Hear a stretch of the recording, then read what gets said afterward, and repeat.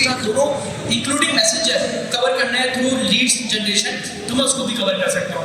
अच्छा, कुछ चीज़ें ऐसी हैं जो हमें पोस्टिंग और रील्स के हवाले से काम आती है, उसको कहा जाता है Meta business suit. It's a free of cost tool जो कि मेटा प्रोवाइडेड है। उसमें होता ये है कि आप अपनी पोस्टिंग एंड रील्स स्केड्यूल कर सकते हैं। अगर मुझे कोई 6 मंथ्स बाद कोई पोस्ट करनी है तो मैं मैनुअली करूँगा, मुझे नहीं पता कहाँ पे होगा कहाँ पे नहीं होगा, तो मैं मेटा बिजनेस सूट पे जाकर अपना स्केड्यूल और स्केड्यूल शूट कर सकता हूँ, जिसके थ्रू ये होगा कि मैं अपनी चीज़ों को मुझे बार बार एक इंडिविजुअली याद नहीं करना पड़ेगा। मैं कैलेंडर बना दूँगा तो वो अपने हिसाब से मेटा बिजनेस सूट उसको सर्कुलेट कर रहा हूँ। Very valid points.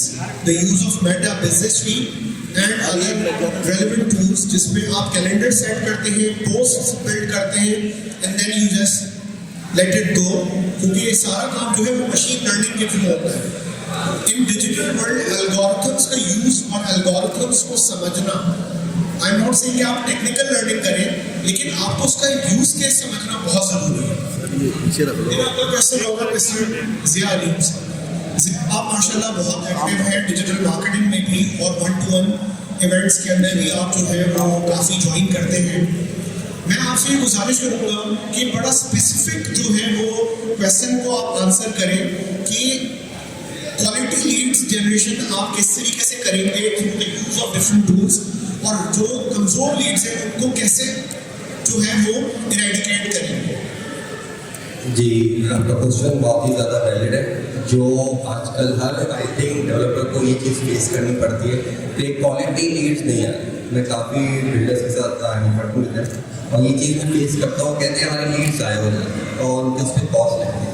देखिए, आपको अपने प्रोजेक्ट को थोड़ा अंडरस्टैंड करना पड़ता है कि वो प्रोजेक्ट किस एरिया के लिए है, किस मार्केट के लिए, उस टारगेट ऑडियंस को किस टारगेट करना है। तो ये डेमोग्राफिक होता है कि उस डेवलपर का जो क्लाइंट है या जो कस्टमर है वो किस एरिया में बैठा है।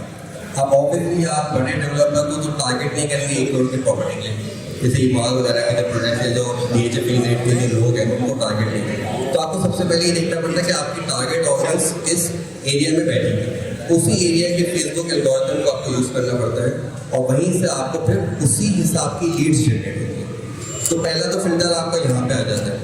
फिर दूसरा आपको ये देखना पड़ता है कि आप सोशल मीडिया हैंडल्स को उसके क्लाइंट को किस तरह टैग कर रहे हैं। क्या वही वो कंटेंट देख रहा है जो सुनना या देखना चाहता है, या आपने रैंडम पोस्ट लगा दिया कि ये पेमेंट प्लान है और आए अपना घर पर। क्योंकि देखिए अब स्टोरीज पे काम होता है, सोशल मीडिया स्टोरीज यूज हो जाएगी हर जगह। अब ये नहीं है कि आपने फेसबुक मार्केटिंग करी और आपने एक्सपेक्ट किया कि आपको अच्छी लीड आएंगी और क्लाइंट आएगा, ऐसे लेके आएगा, चेक देगा, क्लोज हो जाएगा। ऐसा नहीं है।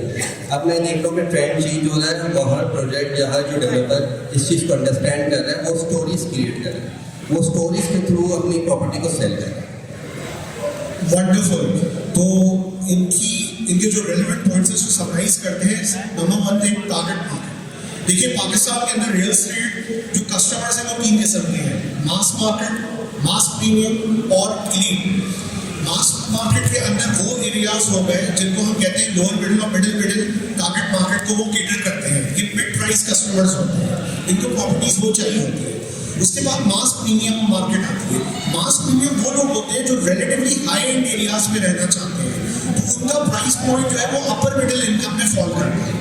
सिमिलरली तीसरी कैटेगरी होती है जिसको हम इलीट कैटेगरी कहते हैं। Now elite category is something जिसको हम लग्जरी मार्केट कहते हैं और लग्जरी रियल एस्टेट कहते हैं, जैसे MR, HMR, waterfront, REIT and other projects.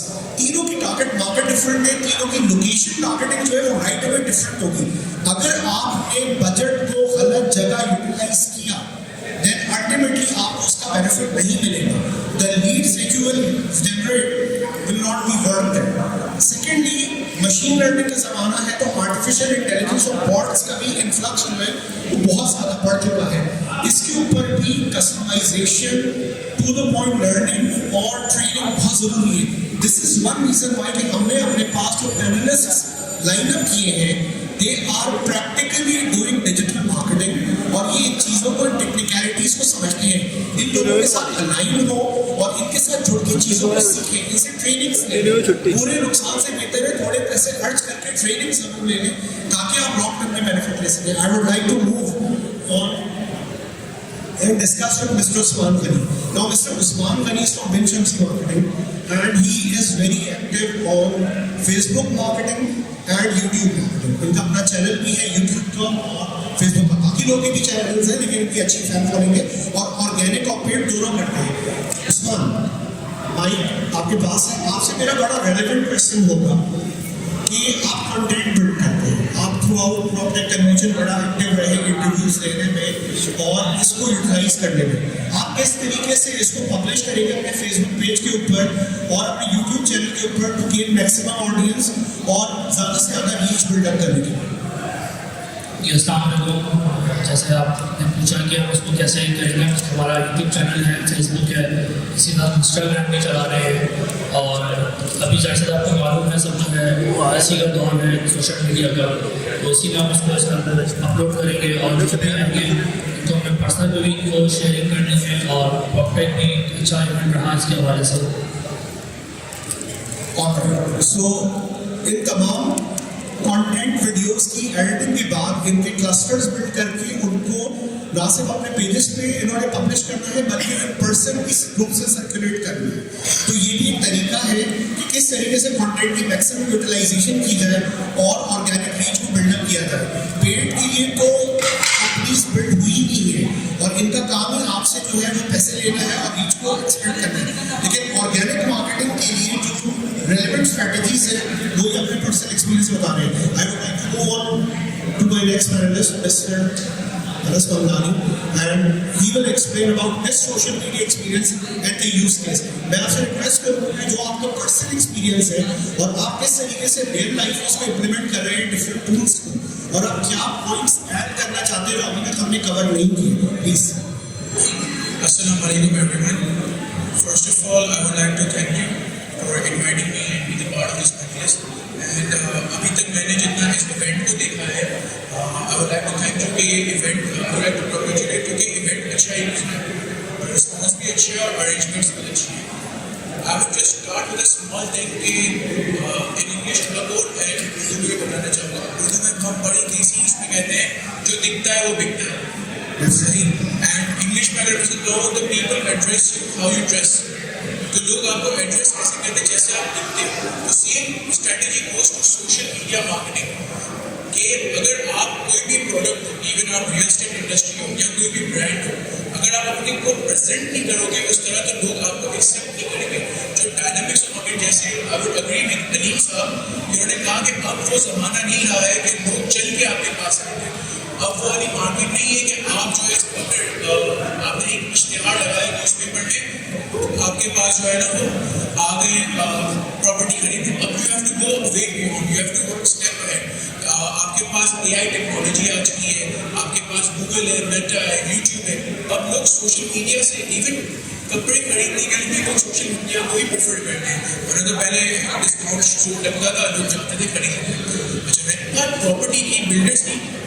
अच्छा, इसमें एक मैंने जो देखा है कि I talk about the top notch builders, they have their in-house marketing teams, they have hired professionals कि जो उनको एक अच्छा रिजल्ट दे सकते हैं। बट ऐसे बहुत से जो लोग हैं, ऐसे बहुत से जिनको इन चीज़ का आइडिया नहीं, तो उनका वहाँ हमारी जो कंपनी है वो आती है एज ए नरेटिव कि हमारी टारगेट मार्केट वो प्रॉपर्टी एजेंट्स या वो रियल एस्टेट बिल्डर्स या वो डेवलपर्स हैं जिनकी सर्विसेज नहीं है। सोशल मीडिया सर्विसेज के लिए you need advertisement, right content, जैसे अब 4 P's ऑफ मार्केटिंग है, प्राइस, प्रोडक्ट, प्रमोशन। तो प्रमोशन जो है ना आज सबसे ज़्यादा इम्पैक्ट करता है प्राइस, प्रोडक्ट और प्लेस से भी। जितनी हैवी आपकी प्रमोशन होगी क्लाइंट उतना आपसे अट्रैक्ट होगा। आप कोई प्रोजेक्ट डेवलप करते हैं, आपके बेस से आपकी प्रमोशन स्ट्रॉन्ग होनी चाहिए, आपका मीडिया प्रोफाइल स्ट्रॉन्ग होना चाहिए, आपका स्ट्रॉन्ग होना चाहिए, आपका इंस्टाग्राम एक्टिव होना चाहिए। लोग आजकल फॉलोअर्स देख के आपको पूछते हैं। आप किसी इन्फ्लुएंसर को भी बुलाएंगे अपने इवेंट पे, तो वो जो लोग आप उसको देखने आएंगे तो उसकी वो फैन फॉलोइंग है जो उसको देखने आती है, फिर वो आपके प्रोडक्ट को पूछते हैं कि आप क्या बेच रहे हो। तो बहुत सारे ऐसे पैरामीटर्स हैं, ऐसे डायनेमिक्स हैं मार्केट के जो आपको कैप्चर करने चाहिए। अब वो कहते हैं बिल्ड टू परफेक्शन नहीं है, आप छोटे ग्राउंड प्लस 4 की बिल्डिंग बनाते हो या आप हाई राइज टावर बनाते हो, you have to provide actual information and you have to be very presentable in the market. Absolutely. मैं अब गुजारिश करूँगा हमारे बहुत ही मोहतरम रियल्टर मिस्टर अदनान जनानी। अदनान भाई, आपका 3 decades 30+ years का एक्सपीरियंस है जब डिजिटल मीडिया एक्सेस भी नहीं करता। अच्छा, आपसे मेरा सवाल होगा बहुत मोटा होगा, और आप माशाल्लाह बहुत एक्टिव है सोशल मीडिया डिजिटल मीडिया पर। आपने पहले अपना फिजिकल सर्कल बिल्ड किया, रियल मार्केट सर्कल, फिर आप डिजिटल मीडिया को भी यूज करने लगे। तो आपने अपने उस फिजिकल सर्कल को, उस मार्केट सर्कल को किस तरीके से यूटिलाइज किया digital marketing social media tools के साथ? बहुत शुक्रिया पहले तो आप सबका, और हमारे राइडर साहब अर्शद से आरफिन साहब। तो मुझे बहुत खुशी है कि इतनी बड़ी शख्सियत के सामने मैं बोल रहा हूँ। तो एक वक्त था कि मैं जब इस इंडस्ट्री के अंदर आया तो मैंने देखा कि अखबार होता था और उसके ऊपर पूरा प्रोजेक्ट सेल होता था। फिर वक्त बदला, फिर शनाख्त के लिए आज में प्रोजेक्ट ज़मीन पे नहीं बिकता, वो डिजिटल प्लेटफॉर्म पे बिकता है। तो जितना अच्छा डिजिटल प्लेटफॉर्म पे होंगे तो वो बिकता है। तो एक वक्त था तो मेरी शनाख्त नहीं थी, जीरो। तो मैंने अंदाज़ा किया कि जब आप लोगों को छोड़ते हैं, इसलिए कि देखें इस्लाम में भी एक चीज़ दे दी गई है कि दिल, जिगर, फेफड़े, आम अल्फाज में समझा रहा हूँ, इसलिए समझ आए सब, तो सबने अपना अपना काम करना है। तो वही चीज़ आज की डिजिटल मार्केटिंग के अंदर है कि हर चीज़ ने अपना अपना काम करना है। फेसबुक ने अपना करना है, यूट्यूब ने अपना करना है, और माशाल्लाह से मार्क प्रॉपर्टीज़ ने अपना काम करना है। तो सारी जितनी भी कंपनीज हैं उन्होंने अपना अपना काम करना है। और इस टाइम कराची के अंदर मार्क प्रॉपर्टीज़ ने जिस तरीके से काम किया है तो वो नो डाउट। तो एक वक्त था कि हम सोचते थे कि हमने अपनी पहचान कैसे दी। जिसके पास पैसा होता था वो तो बड़े मीडिया को हायर करता था और अपने आप को ब्रांड बना लेता था। मगर अब दुनिया बदल चुकी है। अभी मैंने एक प्रोजेक्ट किया है, तो एक वो लोग होते थे जिनको पूछते नहीं है, टिकटॉकर, ब्लॉगर, इन्फ्लुएंसर्स, ये वो लोग हैं जो इस इंडस्ट्री का टाइम बहुत अहम हिस्सा है।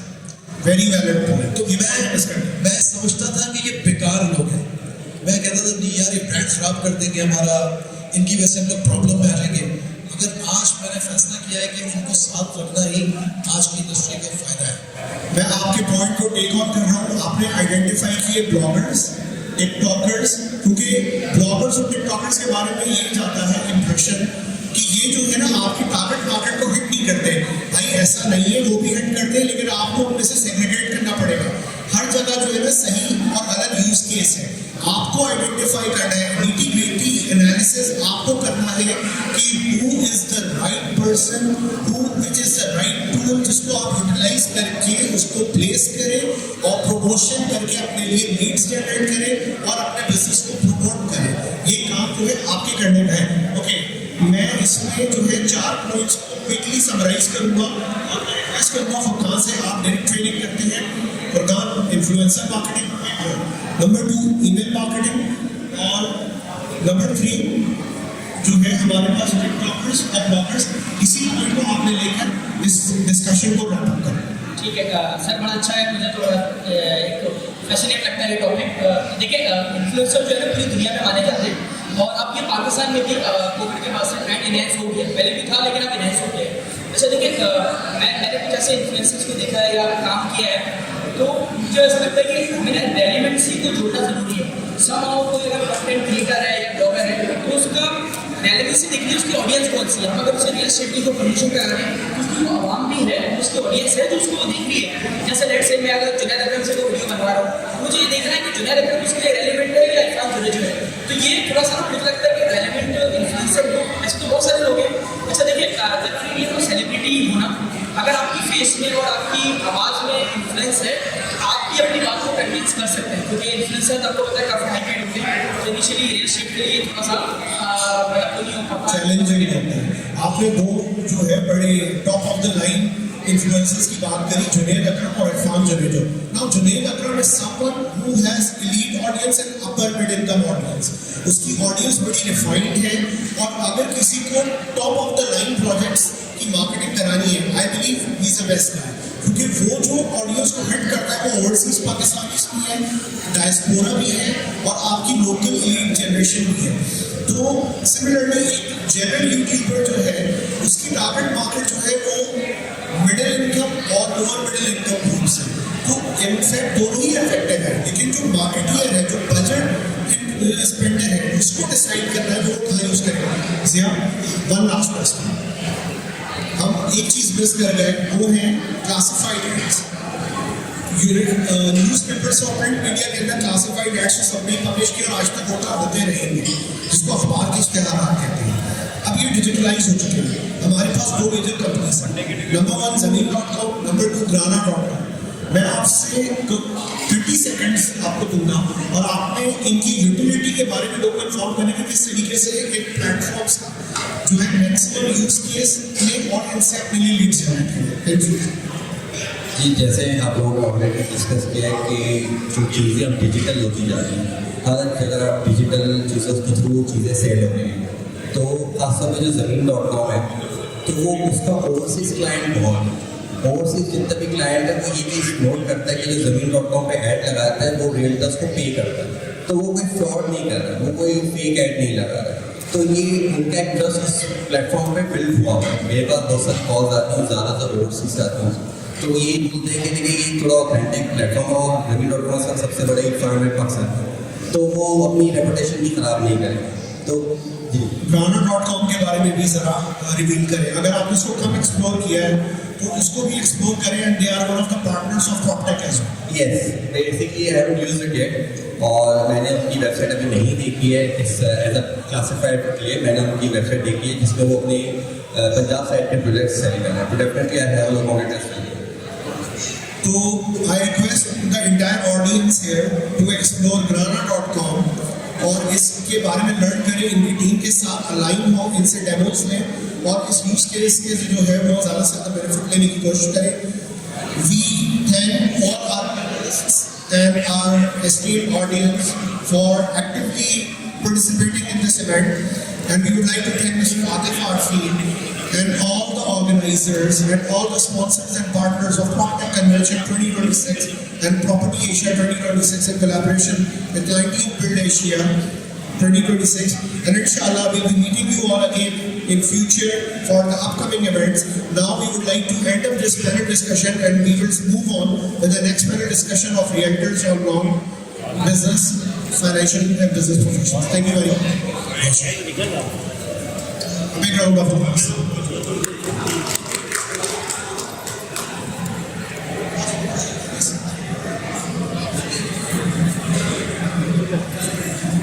So now, honorable ladies and gentlemen, we are moving ahead with our next session. Now this directly incorporates the realtors community.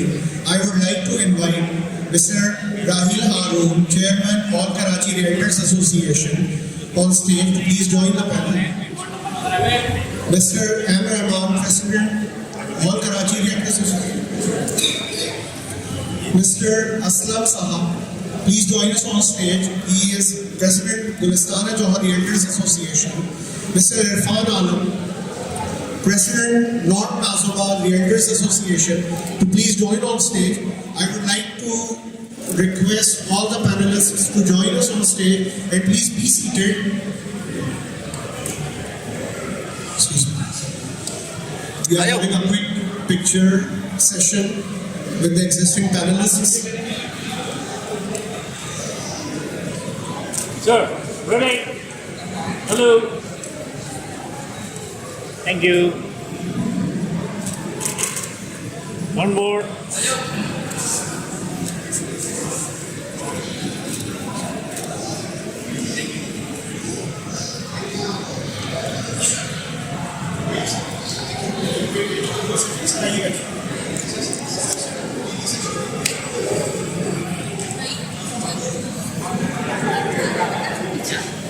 And we would like to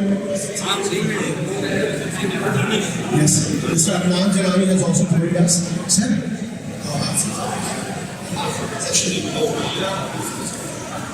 Mr. Aslam, President, Gulistana Johar Realtors Association has joined us. And now we will be having a very interactive session on the role of non-banking financial business professions, NBFBP certifications. Today we invited Mr. Nasir Hussain Shah as well, courtesy Mr. Rahil Haroon, who has played an active role in bringing them up at the stage of PropTech Convention. और इसमें हम बात करेंगे sir realtors और realtors association की registration के हवाले से और FATF के मैटर्स के हवाले से ये एक रेगुलेटरी मैटर है, इसमें हार्ड को रिएक्टर्स का इनपुट बहुत ज़रूरी है. तो नाउ इंशाल्लाह I'll be moderating this session as well and it will be very interactive. We request all the realtors and realtor association participants please be seated among the audience members and we will continue the session. Thank you. अभी है ना